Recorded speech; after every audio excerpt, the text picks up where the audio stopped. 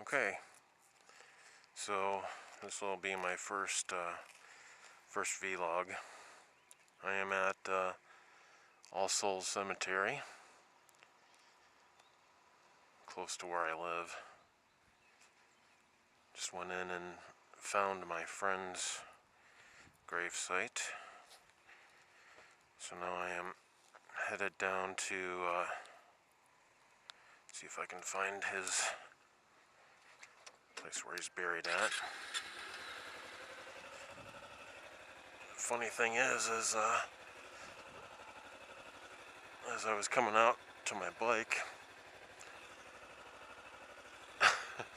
there's an old lady parked next to me, and said hello to her, and she saw I was on the motorcycle, and she was like, were you the one that was making all the noise outside of our mass? I'm like, no ma'am, that wasn't me. And then she's like, well, you're lucky.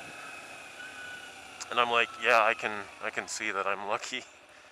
So that was kind of funny. Well, I was in the right section. I was in the right section looking for him, and I just kicked myself into neutral. So he is in section 24, and the person I'm looking for is was one of my good friends. He was actually the best man in my wedding, and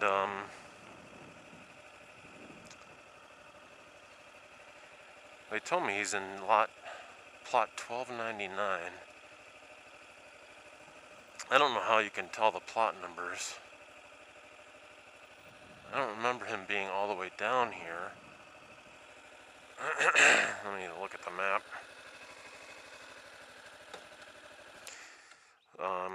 Person's name was Donovan. He used to be a motorcycle rider as well, even way before I was, obviously. See, he's supposed to be right there. This is the road I was coming down. Let's see if there's something on the actual markers themselves, but today is Memorial Day, so there's obviously a lot of people here. And there's more grave areas here. So as I'm looking down the road, I don't show any kind of, obviously I gotta be further up. It's like 4 in, so as long as I'm 1, 2, 3, 4, so it's gotta be this row right here. I guess if I just walk up and down this row right here, I should find it. Donovan was the best man in my wedding, and he died in a motorcycle accident. He was actually headed into work, and a guy turned left right in front of him, and he died. He was a gear rider, so I'm pretty sure that he, at least I'm hoping, I don't know for sure, that he had all of his gear on. And he just, when it was a truck, and obviously when big trucks turn left in front of you, no matter how much gear you have on, it's going to be difficult to survive that. So he did die of his injuries. Just to tell you some of the things that I can remember about Donovan was he actually stole my first girlfriend. And my first girlfriend, we went to homecoming together, and she ended up breaking up with me, and then all of a sudden she started going out with Donovan, and he was all concerned about that, about the fact that he was dating her. I don't know if she left me to go to him, or if she left me and just happened to hook up with him or not, but oh, there it is. There it is right there. Donovan F. Robinson. He was born about a month and a half after I was.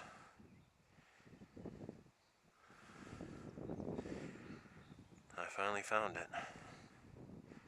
I've been here a couple times looking for it, and I've never been able to find it.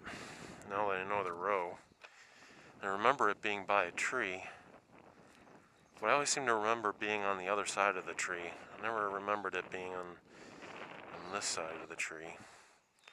I mean, I would think it would be, this is 4 rows, that's 5, 6. I would imagine it being like in row 6 or 7. That's where I always looked. I always looked in like those 2 rows up there. But, yeah, so, that 2005, that summer of 2005 was an interesting year for me.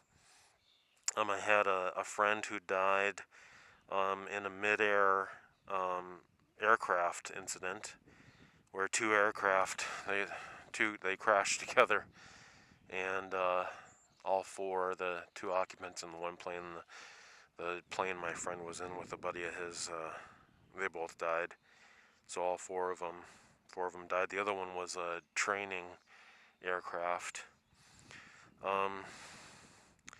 Interesting thing about Donovan was I had another